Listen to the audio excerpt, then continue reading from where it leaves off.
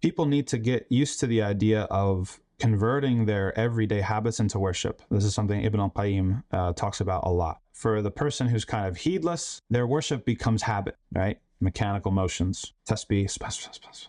But for the wise person, their habits become worship. So let's say, for example, you go buy gas. How many times a week do you buy gas? Probably at least once a week, maybe at least once every 2 weeks, maybe more. Where do you go? What are the factors that shape your decision for where to go buy gas? Are you just going to the place that has the cheapest gas? Is there one particular gas station that's owned by a Muslim and one that's not? Would you choose the one that's owned by a Muslim over the one that's not, even if it was more expensive? If there's one that's owned by a Muslim and he doesn't sell lottery tickets or alcohol, would you prioritize that one over the other two, even if it was more expensive, right? Very, very easily. How we spend our money has ethical dimensions. We are too caught up in, usually in North American Muslim scene, into just getting the best deal. We want the, especially if it comes from another Muslim, we want the fi sabilillah discount. We want the brother, we're brothers in the faith, I should get it for cheaper. Instead of thinking,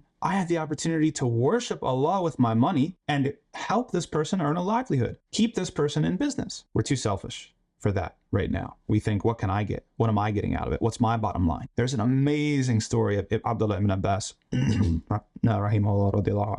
where he sends his slave to the market to buy a horse for him. And the slave, he goes and he negotiates a price, and he negotiates a really, really good price. He haggles, he talks him down. And he comes back to Abdullah ibn Abbas and he tells him, look, I got this great horse. I haggled the price way down for you. Okay, Abdullah ibn Abbas says, okay, you did a great job. Thank you very much. He comes to the market to collect the horse and to deliver the payment. He sees the horse and he tells the seller of the horse, he says, what did you agree to pay for this? And he tells him the price that he had agreed to. And he said, that's too low. He said, I'm going to give you more. I'm going to give you this much. And the buyer's like, okay, well, that's crazy, but sure, right? Okay, I'll agree. Who's going to turn down extra money? Abdullah ibn Abbas kept on saying, that's not enough. I'm going to give you more. That's not enough. I'm going to give you more. And he kept on bumping up the price, bumping up the price, bumping up the price until it was more than the seller originally asked for. The seller was embarrassed at a certain point. But Abdullah ibn Abbas, he said that the reason he did it was because if I had your horse, this is what I would sell it for. This is what I think it's worth. Abdullah ibn Abbas was worshiping Allah with his money. That's his Muslim brother. His Muslim brother has a family to support. His Muslim brother has kids to feed, kids to put in school. He has a wife at home. He has all these sorts of different things. Why are you going to squeeze out of him a few extra dollars? Why wouldn't you be happy to pay the extra in order to let him live and have a decent livelihood and have a decent life?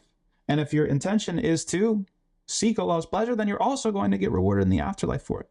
There's a lot of places, like I was recently at uticamasjid, and you see a lot of different vendors and stuff like that. And some of the stuff is very I don't want to say cheap quality, but you can tell it's just like, it doesn't have sustainability in mind. Mass-produced, synthetic materials, produced in a factory somewhere, shipped around the globe, okay? Is it permissible? It's not permissible? That's not what I'm talking about. I'm talking about what's ethical. What is the best thing that we could be doing?